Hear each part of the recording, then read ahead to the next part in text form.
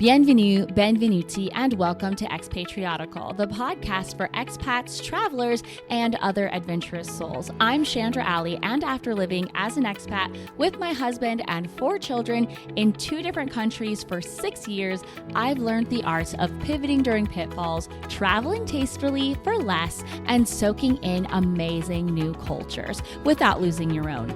Join me as we dive into the joys and challenges of travel and the expat life in every episode.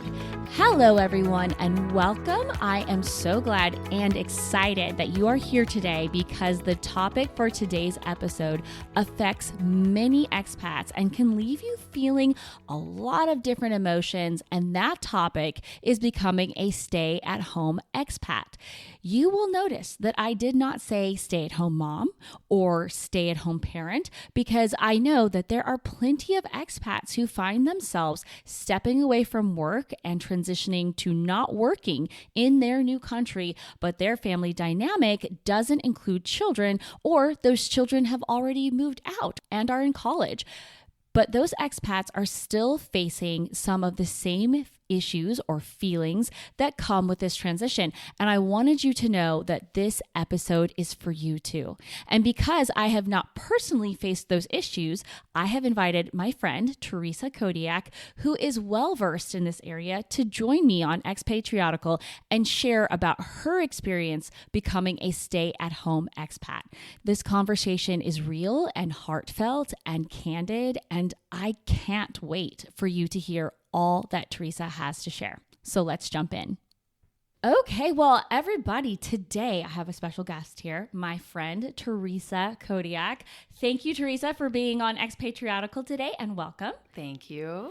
And so this is a topic that I've been wanting to talk about for a while because it is something that I have seen more predominantly here in Paris, actually, than I saw in Milan, and that is transitioning to being a stay-at-home parent, which you have had to do. But before we jump into that, can you kind of tell us a little bit about yourself, like your family dynamic, and paint a picture of what life was like before you moved to Paris? Yes. Hi. Thanks for having me. You're This is welcome. exciting. So we lived in Chicago. We moved. This is our first assignment. And we moved about a year ago here to Paris. And before that, so I have 3 kids. I have a 9-year-old, a 7-year-old, and a 4-year-old. They're all boys. And so it was always tricky to figure out the right dynamic at home. But the way we did it was that my husband and I both worked. Yes. And we had, what they called it was part-time technically, but for me it was 4 days a week. So Monday through Thursday. Okay. And I mean, we lived in Chicago, but of course had to commute quite a bit. So I was probably gone 10 or 11 hours a day. Okay. And then we had someone pick up the kids from school. So a nanny, if you will, pick up the kids from school, take them to activities. And then Fridays I would be home. My little one, Bennett, was in Montessori school at the time too. So we kind of just made it work with both of us working. Okay. Mm-hmm. And so, so you have the 3 boys, and you have always lived in Chicago. Is that? I mean, like always, yeah. So that always. is Both of hometown. us. Yeah. Okay. Since I was 4, my husband had lived in that area his whole life. Yeah. Awesome. So basically, what you would have what a lot of people would consider like an average, like, I don't mean average like your life is only average, but like the American dynamic Typical. of like 2 working parents, and you're both like, hit like working the grind. And can you share with us, what did you do when you were in the United States? Yeah. So I'm a nurse practitioner, which, is something that is totally commonly known in the United States, but I feel like in other countries, I'm finding that this does not exist. Interesting. Very interesting to me. But trained as a nurse, as a bachelor's as a nurse, and then an advanced degree to be able to like prescribe and order tests and interpret results and all those things. So can see my own patients. And actually in Illinois, there's no more collaborating requirement with a physician. So interesting. Can you have your own practice? Yes. Okay. So in the past, you would have to get together with a physician and have someone sign on with you. That's not the case anymore. I think as of 2019 or 2020, it was probably right before COVID, I'm guessing. but yeah, so it's totally independent. I worked at a children's hospital in Chicago, and it was just, I was on a team, so it was going on 6 years with that team. That was just like incredible. I mean, I had been there for almost 6 years, and I had not seen, other than one person moving away, no one left. We only expanded. It was just magical. It's like we would look forward to meetings, and we loved what we did because we felt like we made a difference. And we liked each other a lot. So that's a beautiful dynamic because that does not always happen where you have like no chaos, no drama. It's really fluid and everybody likes each other. Yeah. That's awesome. Okay. So basically for anybody that's listening, since this is an expat podcast and they are not familiar with nurse practitioners, then would it be fair enough to say that in Illinois, the role that you serve is very similar to a doctor? I would say in certain circumstances it is, like in primary care where you go see a primary care physician. It's similar. There are things that weirdly, like the state doesn't allow us to do. Like in the past, we couldn't order certain things. We could, in a hospital setting, it's definitely different. Yes. You're able to do probably much less in a hospital just because of whatever you've been trained for. Okay. Although I know that there are a lot of really independent nurse practitioners at the hospitals too. So. Okay. Very good. So basically, when your husband got his job here, I guess I should ask kind of a subcategory of with his visa, for example, with Chris's visa, I cannot work. I had to sign like an affidavit that said I will not work under his visa. I could try to pursue employment in France, but that employer would have to sponsor a different visa for me. Do you happen to know under your husband's visa if you can work, or is it the same as me? Did you have to sign a paper? No, I didn't have to sign anything. Okay. It's funny because I feel like maybe with his company, there aren't as many families that do what we're doing. Okay. And so there was not a ton of information. I mean, you have to go digging and ask a bunch of people. I think I can work. When I looked it up, the type of visa I have, I think it's an ICT. I can't even remember, but I want to say ICT, where I believe I'm able to work. Okay. And then the problem that I run into is that in France, I'm not qualified to do anything in healthcare, which is there you go. So fascinating to me. So basically, you looked it up and you found out, okay, this doesn't transfer. So all of the skills, all the experience that you have, because it's not really as much of a thing here or a thing at all, then you realize, okay, well, if I work, I can't do what I do, basically. Exactly. So the company's amazing that they offer a career counselor. And so we were able to, as part of the deal, I was able to meet with somebody who was French and also didn't understand what I did. And it was really hard. Interesting. It was surprising. But then again, that just opened my eyes to, this doesn't exist here. It's not a thing. And I kind of stopped working with her. Honestly, she just emailed me the other day and I passed on next steps because she was trying to set me up with jobs like welcoming people at the hospital and like, just was like, oh, well, it's kind of like a nurse. And I just was like, there's too much. I really don't think I can do anything here anyway. I don't speak fluent French in the way that I would need to get a job. So then I started looking into, okay, how can I do something for a U.S. company over here? Okay. It's tricky. Yes. Because what I found out is if you're doing any sort of medical practice, you need malpractice insurance. Ooh. And so it's like you have to be, for the most part, what I understand is you have to be in the United States. Okay. And I'd have to be practicing within my state of licensure, which is Illinois. So it's super interesting. It's kind of tricky. And I feel like I've asked so many people, like, is there anything? So now I'm like helping write articles, and even that's hard because I don't have an affiliation. Interesting. Oh my goodness. Okay. It's so tricky. So when you researched everything, and maybe some of this happened before or maybe not, but what can you tell us before you moved? Did you have a specific plan as to how you were going to make this transition with not just the move itself, but going from working to not working in the outside the home sense? It's a fantastic question because no, I did not. So I think we're a little bit maybe in a different situation than a lot of expats, where we made the decision that we wanted to pursue this. I feel like a lot of the families that I've spoken to have been told, here, this is what we'll do for a couple of years, and then, we'll return you home, and, or their job is just, they knew from the beginning this is what the deal was. And for us, this is a US-based company that just has business here, and we wanted this experience for our family, so we pursued it. And it was something we really wanted, and I knew that I probably wouldn't be able. I mean, I just thought it's going to be very hard for me to work, and as you know, how hard it is when you have a spouse traveling and to try to juggle all that. Yeah. Your parents aren't around the corner, you don't know all your neighbors the same way. And so it's a bit harder to have that support for, parent. I feel like both parents being gone. Exactly. So I just kind of had thought, I'm not going to be able to work, but I will find something, to do during that time. Yeah. So, okay, once here, ironically, I just want to say that Chris and I, well, in fairness, we chose to move abroad before we were told to move abroad. So in the same way, like we saw, Milan came up and we're like, ooh, Italy. And so then we put our names in the hat. But yes, ours is actually similar, where like after, then they just move you kind of wherever they want, but not really. Right. You have a little bit of say.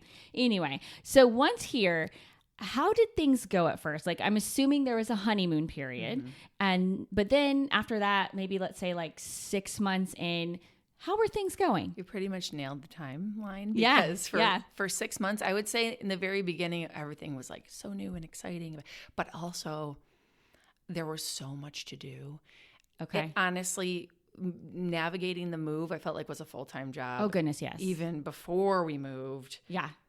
Because we moved into an unfurnished place, so we had to coordinate the furniture delivery and all that stuff while we were there. But in any case, I'd say for 6 months, I was very busy with other things, so I was pretty distracted. Yeah. And then I think it was right around January of this year. Yeah.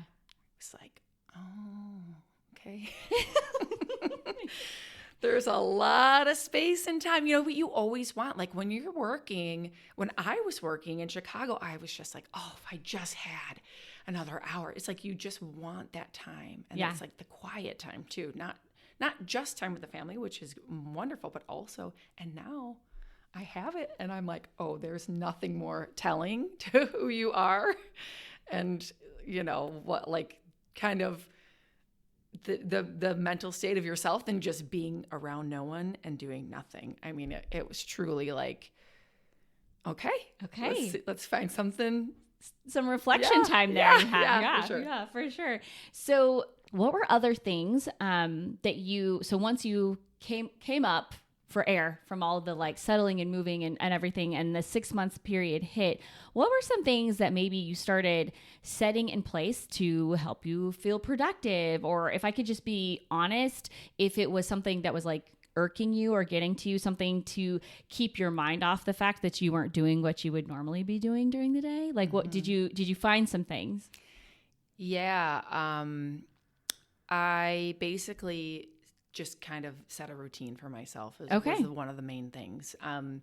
That, so in the morning after I drop the kids off, I'm going to go right to the gym. Like that's the first thing I'll do. And then, move on from there. I'll go on the way home. I'll stop at the groceries. So like I could find a way to at least make, part of my day a routine, because I felt like the lack of routine was part of what was really getting me. Oh, that's good.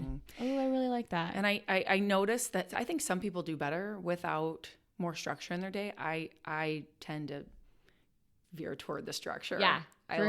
Me too. It's almost annoying for me, but yeah, I feel you there. Yeah. So you set up a routine. Was there anything else that you like, hobbies, things like that you started like going for, Yeah. I think so. There are like a list of things that I have that I like keep ticking off. Like, okay, here's what, because like, boo-hoo, I don't work and I live in Paris. I mean, I realize that this is like a very privileged problem to have at this point in my life. So I'm like, okay, let's step back and view this from like 5 years from now. I'm back home. I have a job. Like, how am I going to see this experience? Ooh, I like that. What would I want to tell myself? Like, hey, I know it feels like a lot of time. It's not that long in the grand scheme of things. So take advantage of it. So making social arrangements with people, like just going to coffee or going to lunch or, having a night out.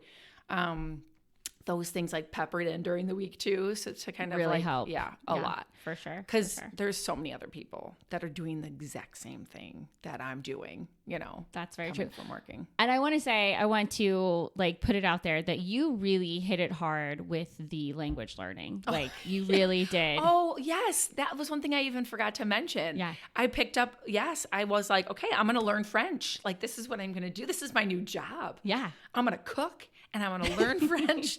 And I love learning though. Like, so learning a language is kind of fun for me. It's not something that's like super daunting. Yeah. But yeah, that's something I'm still doing twice a week is going to really? Okay, good. At a place that's local here. Okay. Yeah. Okay. See, so those are, okay. So routine, stepping back and kind of having a vision of the whole, like this, especially like you said, if you have this is more of a one of, or this is a short period of time, let's not sink into the mire of like, oh my gosh, this is my life, that kind of thing, and look at it from a broader perspective. Yes. And then starting to take up stuff that's fun to you, and peppering that throughout your week, girls' nights or date night or what have you. Like I love that, and especially the routine. I really feel like that, at least for me, because of my personality, that like I think that can really help someone to make that transition for sure. I did think that there were two, like, even though I had a routine and even though I could see from like the perspective of 5 years from now, I still needed more than that. And I realized my brain needed to be challenged, which was the language, and I still needed to have fun. Like those two things were like such a component of my life before too, that you could feel kind of missing. So I feel like those two things kind of, And it's really interesting because I've been a stay-at-home mom for 11 years now. And so again, a choice that I made to do that. But I would say that brain stimulation is definitely something that like it, you can kind of get used to just being around little people all the time and stuff. And you forget what's missing. And then you're like, oh, wait, I haven't used my brain in the way that's like not automatic pilot mode, Yes. And so I think that that's a huge thing for all parents that, whether it's choosing to be at home and you're not an expat or whatever, having that brain stimulation where you're like, even if it's just talking to adults about interesting things, whatever. Right. So I think that that's really, really key. So you are 1 year in. How are you feeling? It's so funny that you asked that because I felt like then I kind of got to a great spot and then the summer hit and oh my gosh, summer as an expat is like, what is happening? It's just 2 months of just like everyone's traveling and it's so fun. And you kind of get out of your, no routine for the summer. Didn't work out. But now that we're back to school, I will blame it also on this book that I'm reading. Have you heard of the book, The Women by Kristen Hanna? Yes, I have. I just finished The Nightingale. You did? Oh my God. I read that one when we were like planning to move here on the plane. And then this is one I just read. And have you read it? I haven't read it yet, no. It's about a combat nurse during the Vietnam War. Ooh. And I'm reading it and I'm like, oh my gosh. And then I'm like, oh, I'm so happy. Like I really am happy right now in my life. And I still miss working. Yeah. So it's like just it's a good place to be, I think, because I think that's wonderful to think I get this opportunity to do this. Yeah. And I get to go back to what I was doing. So it's kind of that like it's still something that I want to do. Yeah. And that desire has not gone away. You haven't been like, okay, flip the switch and I'm ready to do this full time. Right. Yeah. Right. Yeah. Oh, that's so good. Yeah. I love that. I would liken it to like, as far as other experiences where you can have that feeling where maybe you have multiple children and somebody's gone on to college and you're like, oh, like I'm really happy. Like, like that you're Yes. happy and like at the same time, I don't know. Maybe It's that's like a not bittersweet. No, it's but like a bittersweet. Thank you. It's a totally bittersweet understand feeling. that. Like you're happy, but you miss it at the same time. You're happy for that college student, but you miss him or her. And exactly. Yeah. Yeah, like moving here. Like, oh, this is so exciting. Like, oh, my whole life. Yeah. Is back home. Exactly. It's just, Exactly. Oh, I love that. You put it adventure. so well. Put it so well. So, okay, now, can you share some or maybe just one, if you feel there are any of the highlights or maybe unexpected benefits that you have found from being a stay-at-home parent / we like to call it on Expatriotical, completely irreplaceable partner during this time? There you go. Exactly. This is kind of silly, but it would stress me out so much when the kids had like little things at school. When I worked, because I wasn't close to the school, so I would have to either take the day off, or I was the parent who was like, "Oh, no one's going to show up for you unless grandma can come. Come out." When two working parents, it's kind of the way it is. Sometimes, like a nanny someone else would show up, but being able to go to all the things and be able to be there and like meet all their friends in the classroom and meet, and not to say that, it was a small school back home, so we knew most of the people that went there, but the more things they had, the more anxious I got, because I just felt like, oh, it's another thing I'm missing. And I know a lot of parents felt similar they to feel me. that. Yeah. Okay, so what has been, and maybe you've already said it, but now I'm trying to play through what we said, but what has been for you the hardest thing, if I can ask? About moving. Well, just about that transition. I mean, maybe about moving too, but that transition from like being, nurse practitioner, working, being gone 10 to 11 hours a day, Monday through Thursday, and to now not having a job and not doing sorry, that's not fair to stay-at-home parents, but like not having a job outside the home that you're used to. I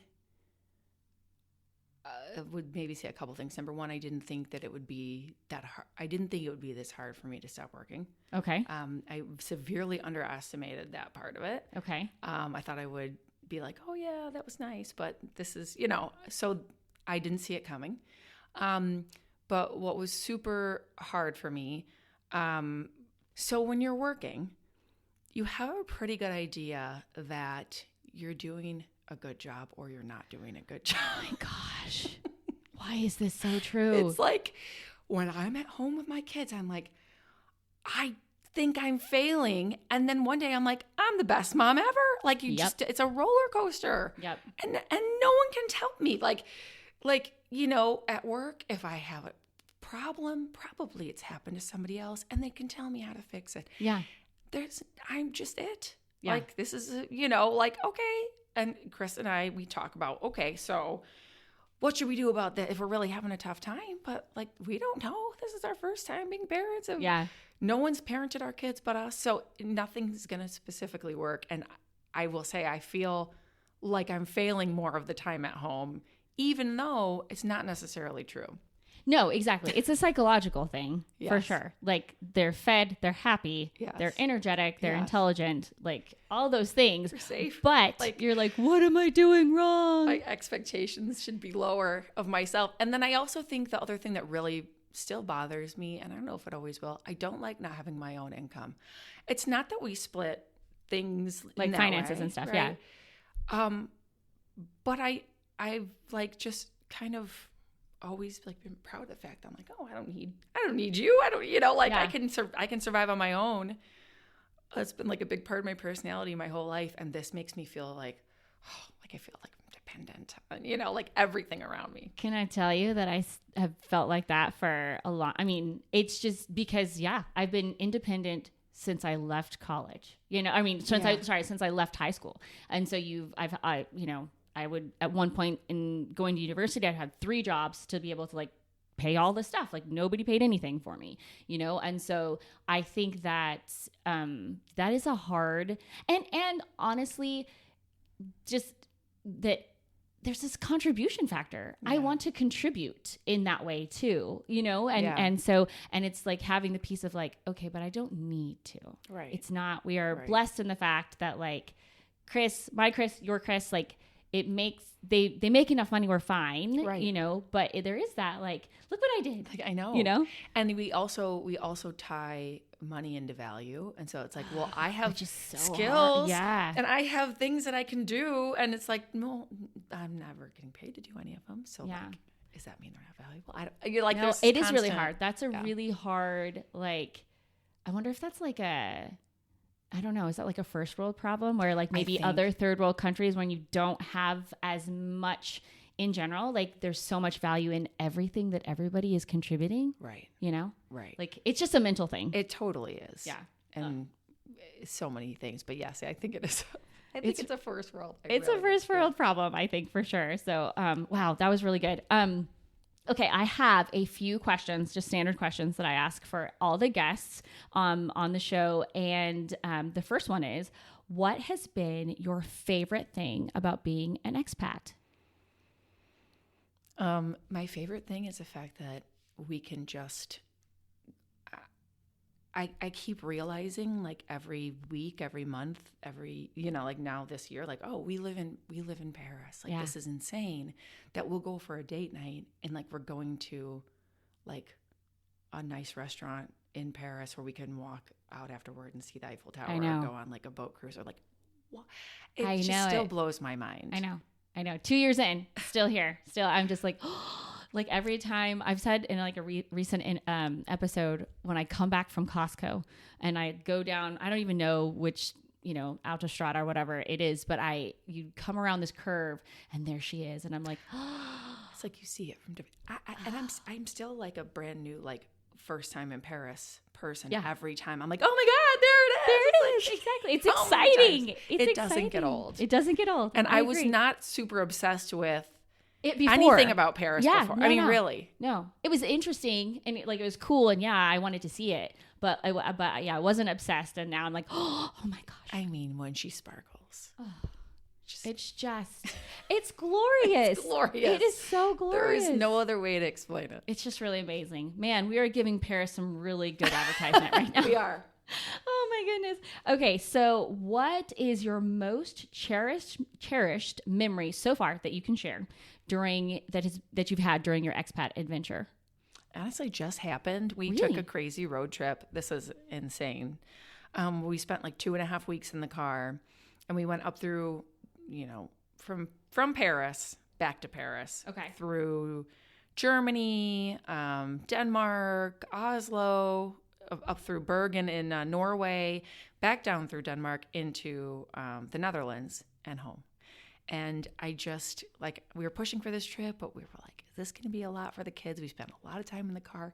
We had the best time. I mean, it was like, there was some fighting, but there was a lot of, like resilience on the kids' part. Like, ooh, where are we going today? And what are we going to go see? Fun. And just like ready to like take on a new city. And it was cool to see them like that. And for us to be able to do that. Yeah. Just like, how many times is that going to happen forever, with our kids? And it was wonderful. Oh, I love it. I got to personally see some highlight reels and it looked amazing. And it has inspired thoughts for myself and my family for going up to see like the Nordic countries. So they're just so like welcoming and kid friendly. And I love that. Yeah. Oh, I love it. That's awesome.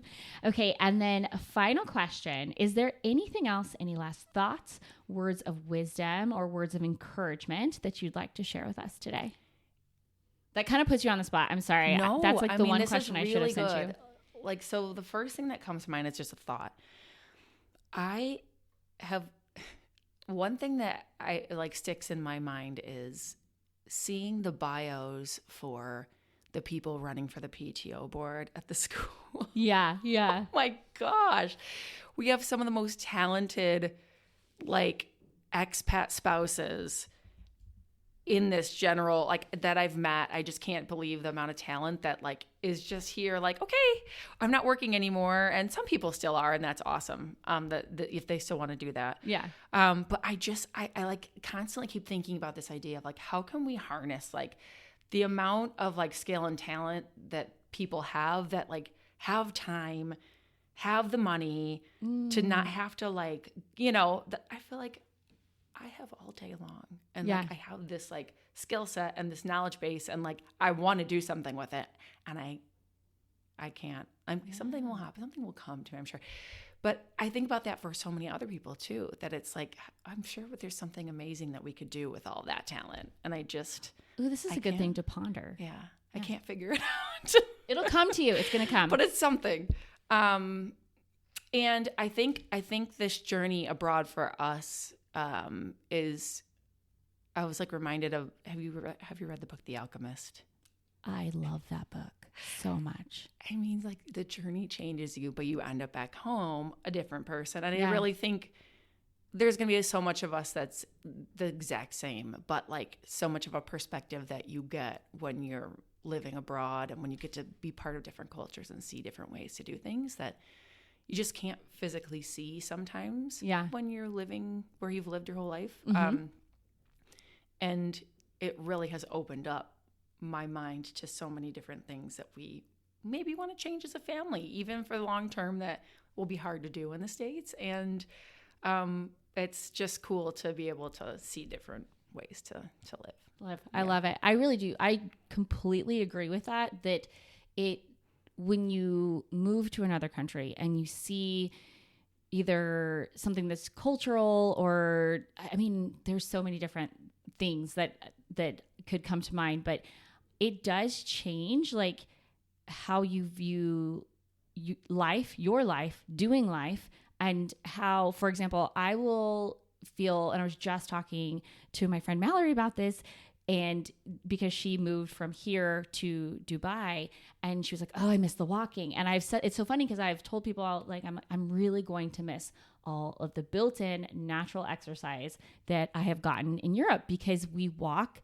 everywhere and I love it. Like, it's just built in there. Yes, you can also choose to go to the gym or practice yoga or whatever, but there's just so much movement that you get that's just part of the culture. And and in other places in America, for example, you would have to be extremely intentional, and it actually might not work out very well. It might be dangerous. It might be dangerous. There's no sidewalks in some places. Right. Like, and I'm not talking like back roads. I'm talking like cities where, like, there's just no sidewalks. Like, I remember when we were living in the Dallas area, to leave our community and go, literally, it was maybe 2 blocks or something to get to where there's, like, a Kohl's, a Sprouts, and different, like, a little, like, mini strip mall kind of thing.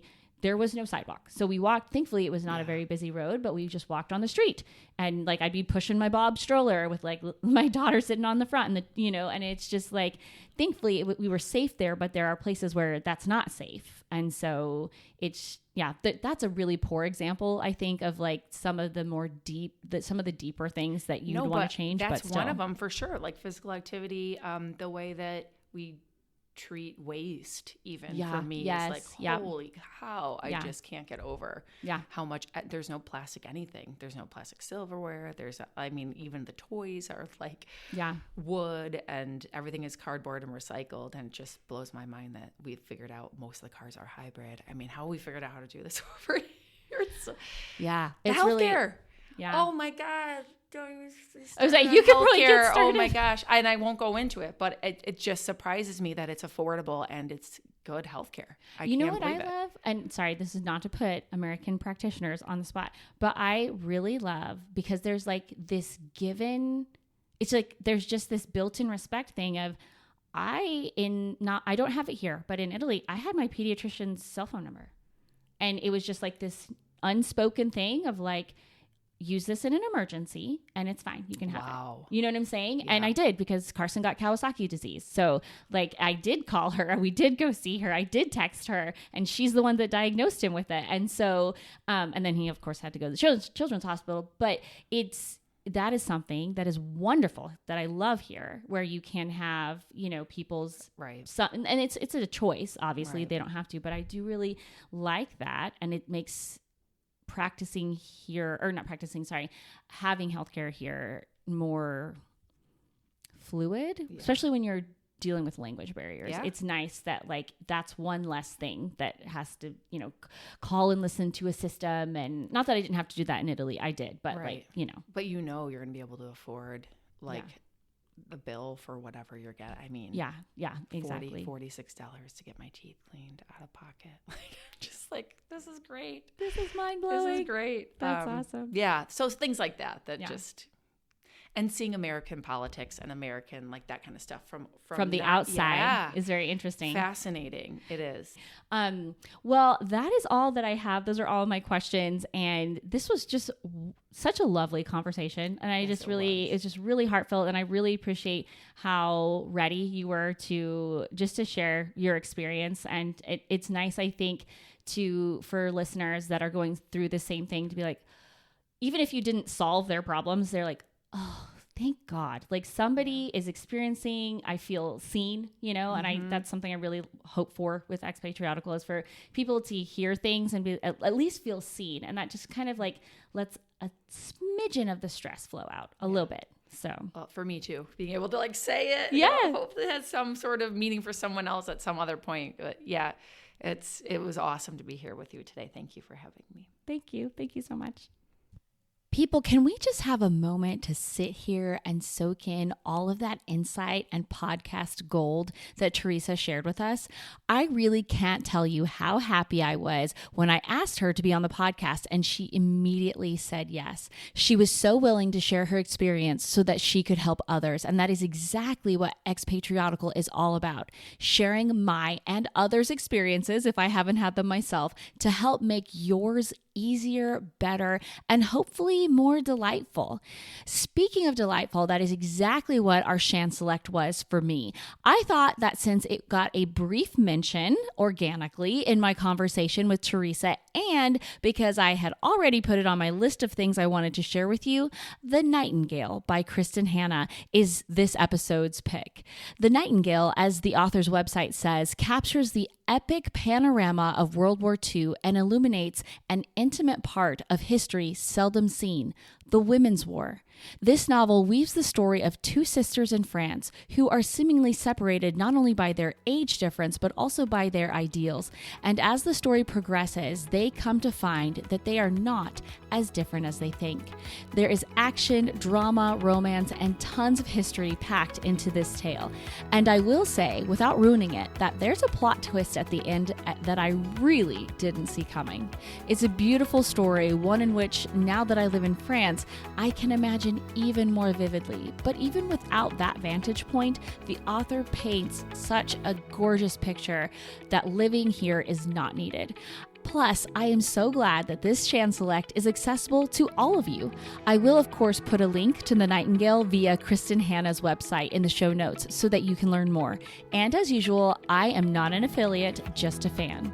That pretty much rounds out today's episode. I hope that you walk away today feeling a little bit better than you did before you came after hearing all that Teresa had to share. And speaking of sharing, if you know someone who you think would benefit from this episode, they needn't be an expat even, just someone transitioning to staying at home, would you please share it with them? It may help not only that person, but it may also help someone in the future, as the more Expatriotical is shared, the more that this community can grow. Thank you so much for doing that and for being here. I am truly honored that you are listening. I'll meet you back here again next week. Until then, this is Chandra Alley reminding you to live and travel in the know with Expatriotical.